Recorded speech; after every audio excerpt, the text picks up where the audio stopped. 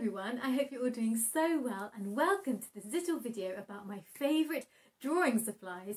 In this video I will be talking about all the supplies that I use for coloured pencil drawings mainly.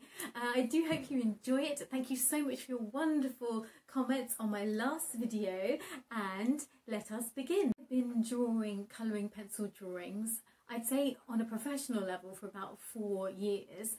And when I started out, I never used to sketch out my drawing initially, but now I always do. And so I kind of was so interested in finding the best pencil ever. I'm always intrigued as to what are the best art supplies and what does everyone rate so highly. And I'd seen a lot of people using mechanical pencils, and before this I did just used to use the standard HB, the good old HB pencil, but I really want and love having super fine detail in my work, whether it be a painting or a drawing. So I looked up all these different mechanical pencils. I finally got the cheapest one ever because I wasn't entirely sure if it was something that I would enjoy, and I absolutely adore it. So I have the Rotary, is that how you pronounce it? Probably not. The Rotary 300 0.5 millimeters, whatever that all means. And this is what it looks like. This is one of the cheapest Rotary pencils. So the Rotary line, people absolutely rave about it. I mean, it's like supposed to be one of the best pencils in the world, and people rave particularly about the Rotary, I believe 500, 600 and 800. So this isn't in that category. However, one of the reasons why those pencils are so highly rated is due to the fact that they're made of different materials. So the actual outer casing is made of metal as opposed to plastic. But for me, the plastic is great because I actually prefer a lighter pencil. So if you're somebody that doesn't like a heavy weight pencil, because you just don't. I mean, I'm using pencils so much that I find it to be a little bit of a strain on my hand. So this is super lightweight. I really like it. As I say, I don't really use it that much. I start off my drawing by using it, but then after that, I don't continue to use it. So it's not like I'm using it like for 8 hours in a day. It will only be a sort of half an hour thing per drawing. But I still think it is absolutely incredible. It's one of the best investments I think I have made this year, and this cost £7 in the UK. £7.50. I got it from, I actually got it from Amazon, and it arrived, no, I didn't get it from Amazon, I got it from Jackson's Art Supplies, and that Jackson's Art Supplies is so reliable, so it can probably mention why it's great. I forgot that minor point. One of the reasons is you don't have to sharpen your lead, which is always an advantage, but you can get the absolute most precise line with this, so you can make incredibly fine detail. And this is amazing for colouring pencil drawings, because if you're filling in really small areas, you will need a really fine detail pencil in order to kind of create the outline, if you like, and to, you know, get in all those intricacies. So it's absolutely brilliant, and I can't rave enough. We have the colouring pencils, the star of the show. This is going to be the place where you make your biggest investment. The colouring pencils and the paper are the biggest kind of expense when it comes to colour pencil work. Obviously the clue is in the title, and that's pretty much it. You can save money elsewhere, like you can get a much cheaper drafting pencil, you can get a cheaper sharpener, you can get a cheaper eraser, but when it comes to the colouring pencils, I truly believe you should invest. I have tried the Prismacolors, I have also tried the Faber-Castell Polychromos, and I have tried one Holbein pencil, if I can see if I can find it. I've got it somewhere if I can demonstrate it for you. And I've tried all those 3 brands, and I see some great advantages from all of them. The Caron Dash Luminance, these ones here, they just beat them for my particular style. So if you will say is, if you are somebody who wants to sell your art, and you're considering becoming a professional artist, or you are a professional artist, then light fasteners should be at #1 your priority. This essentially means that your drawing won't fade over time and that you will keep that vibrancy. And obviously if you're selling your work, you don't want your drawings to go dull. And also each pencil now has a light fast rating, or should do. The information is normally available, so it's very important to look into these things. Now, if you are somebody who wants to be a professional artist and is looking to sell your work in the future, then these are the pencils that you want to think about purchasing. The Caran d'Ache Luminance, of course, we have right here, Swiss brand, known for their exceptional quality. Also the Derwent light fast pencils, they're kind of newer on the market. They're meant to be incredible. I haven't tried them, so I cannot vouch for them, but I've heard that they are amazing. Also the Polychromos, they are the Faber-Castell Polychromos. They are, I think most of the colours are light fast. Obviously, if you're buying them open stock, you'd want to check the individual colours, and if you're buying the huge sets, again, check the colours, check and make sure which ones are light fast, which ones are not. The information will be available from the big brands. Prismacolors, about Prismacolors, I adore using those. They're so soft, they're like creamy and buttery and exceptional to use. Actually, the lay down is just wonderful, but unfortunately they have a mixed light fast rating. It's really a mixed bag there, so if I were you, I wouldn't risk it with those. Of course, you can still buy the Prismacolors and enjoy them, and if you're somebody also who is a hobbyist or likes to colouring books, likes to use them in colouring books, then Prismacolors are great. With regards to the Holbein pencils, I'm just going to see if I can locate, so I have one here. They are amazing. They're so expensive. They're probably on the same, in the same league of expense as the Caran d'Ache. The only problem is, this was working so well for me. They're very beautiful. I'd say that they have a slightly more smooth consistency of and smoother lay down than the Caran d'Ache, but this morning when I was using this, it actually snapped. The lead snapped in my pencil sharpener. Now this could be because of the sharpener, and so just be wary that you may need to find a particular sharpener for these, because they are more sort of on the waxier side. Just quickly, why I choose Caran d'Ache Luminance as my favourite colouring pencils. I've had these for years and you can see that they're still going strong. Some of them, a couple of them I've repurchased. Some of them have still hung out in here and there, like from the original when I bought them set. So the reason why I just think they're absolutely incredible is they not only perform beautifully, they layer incredibly well, they have incredible pigmentation, but also when you just kind of on the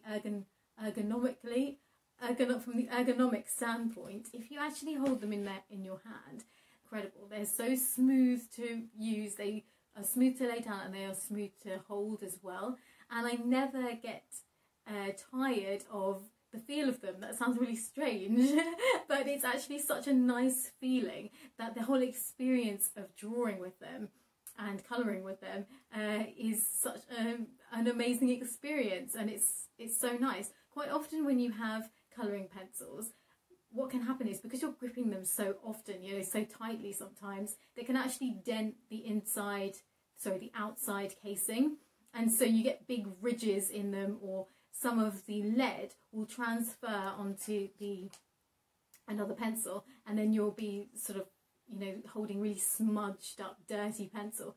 But these don't seem to do that because of the way that they are made. They don't attract any kind of dirt on the outside, which is just amazing. They look like brand new, even though I have had them forever. Final honourable mention, we have the Caran d'Ache Museum Aquarelle, and this is it. This is the colour, I have no idea, this is the colour 3510575.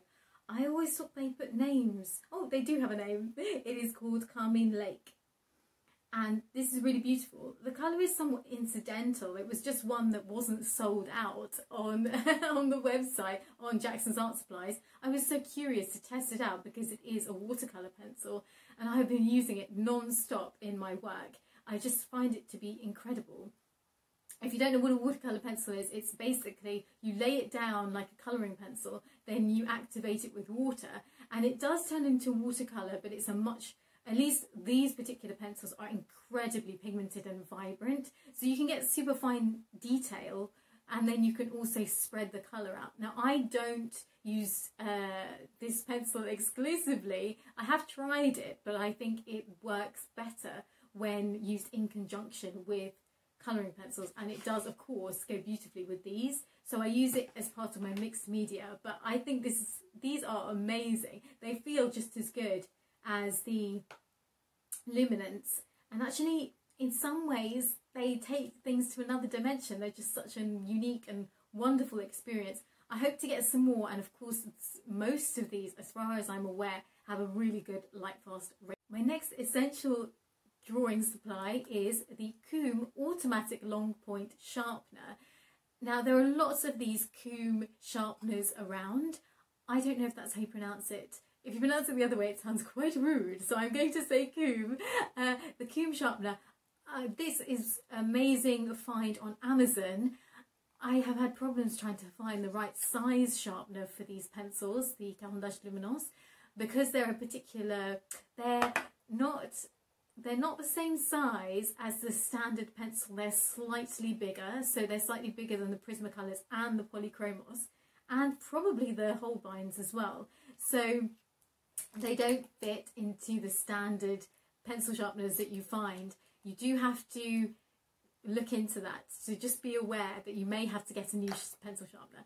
And so this is a really interesting device. Just be aware that if you buy this on Amazon, you may get a different colour. Now, personally, I don't care. This was advertised as red and it came as blue. I'm really not that bothered, but it's just another in the long line of fiascos I've had buying art supplies from Amazon. Every time I buy an art supply from Amazon, I'd say 90% of the time I get something different to what I order, or what I get is faulty in some way.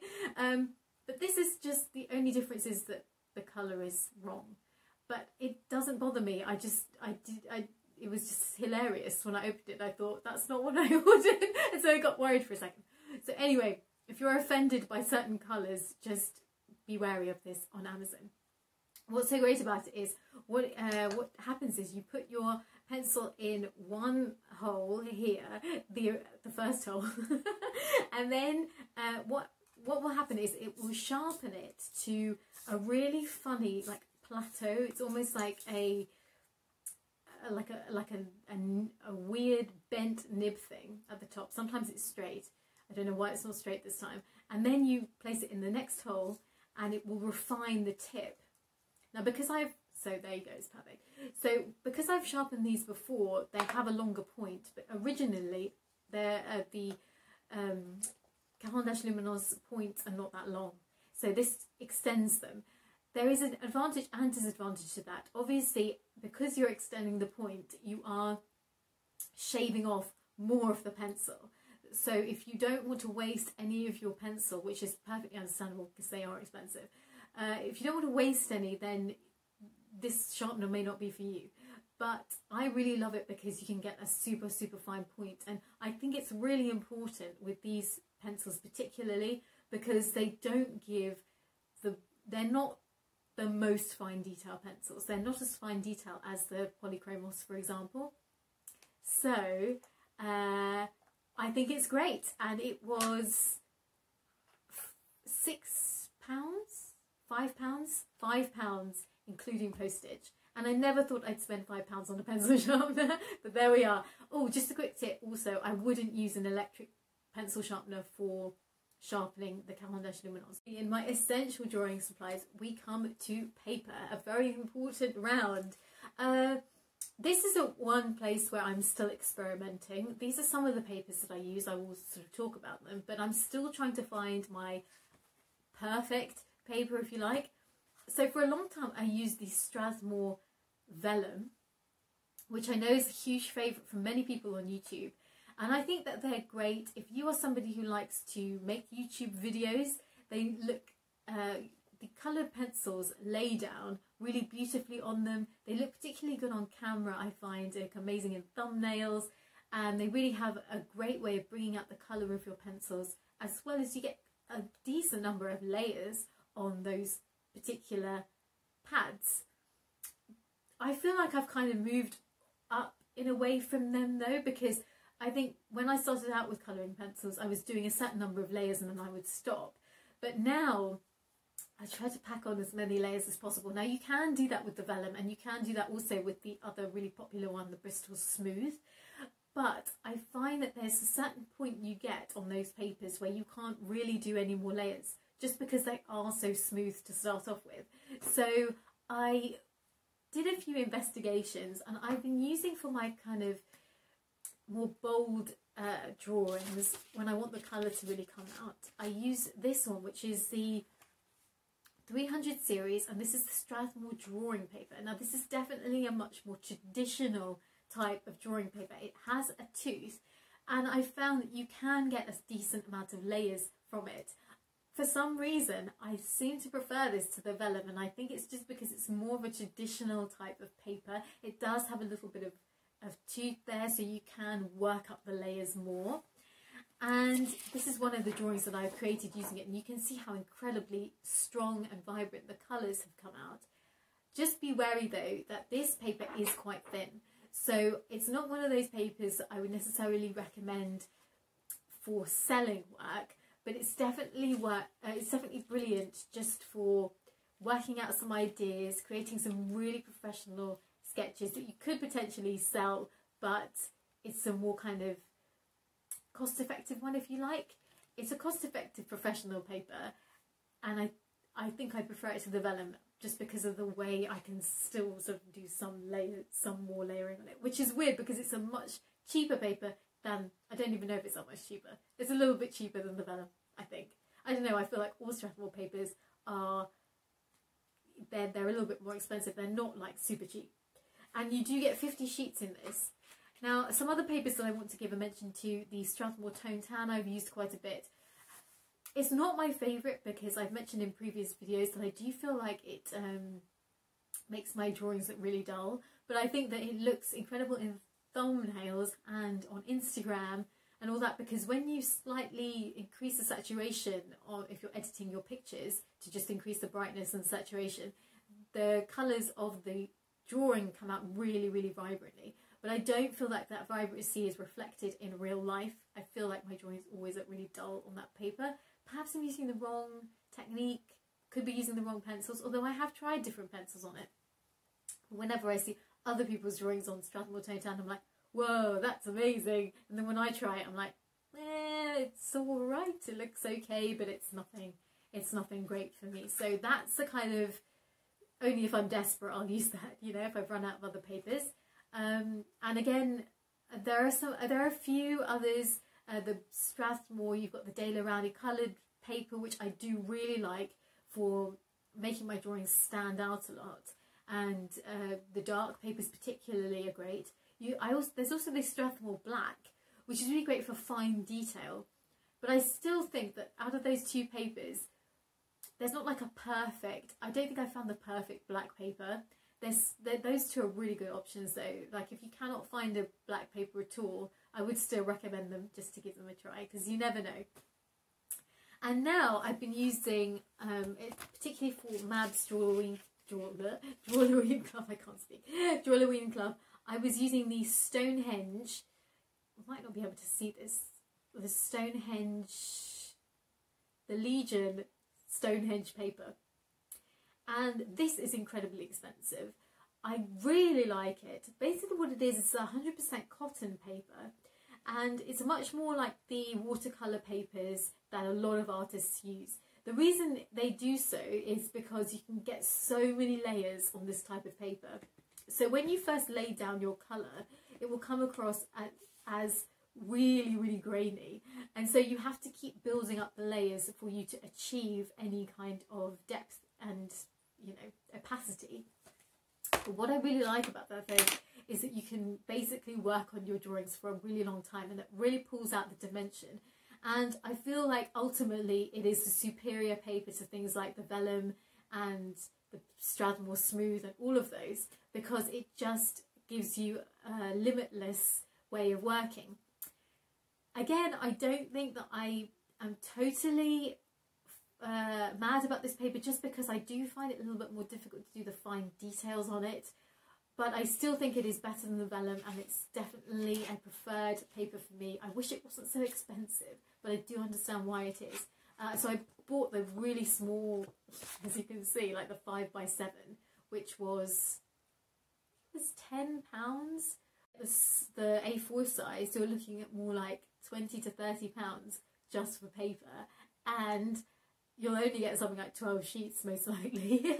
So for me, you'll be buying another pad in a week, which is another drawback, you know, to all the best art supplies. These are some drawings that I've been doing on the Legion paper, and what I really like about this paper is you can definitely work the multimedia, the mixed media on these. You may find it difficult to see. The mixed media is really great because I've been using watercolour pencils, and because this paper is so thick, it's so sturdy, and it has that ability to take the watercolour. It's like, it is a dream for mixed media. So that's pretty much it. Like, oh, and I'm just testing out lots of different, well, no, one other paper as well. But so far I haven't found the perfect paper. These are some that I've been experimenting with.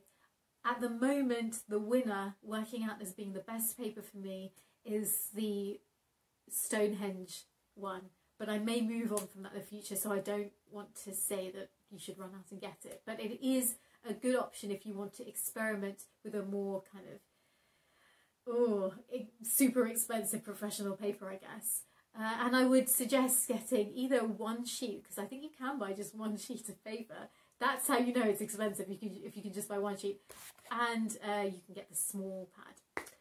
So yeah, so I do hope you enjoyed this video. I hope you made it this far. It was an absolute ramble, but I did enjoy talking about all these amazing products. And these are things that I've found over the years through much research. I would highly recommend going and looking at every single video before you buy any art supply, because I just think that some of the best art supplies are things that I mentioned. They're so expensive and you just want to make the investment. And the place where you'll really run through your money is the paper. It's not the colouring pencils, because once you've bought them, that's it. They'll be yours forever, or at least for a few years anyway. So thank you so much for watching. Don't forget to like and subscribe, of course. If you're following me, if you haven't followed me on Instagram, it would be great if you were to follow me on Instagram, and I will follow you back if you're a creative person. And I will see you next week. Take care.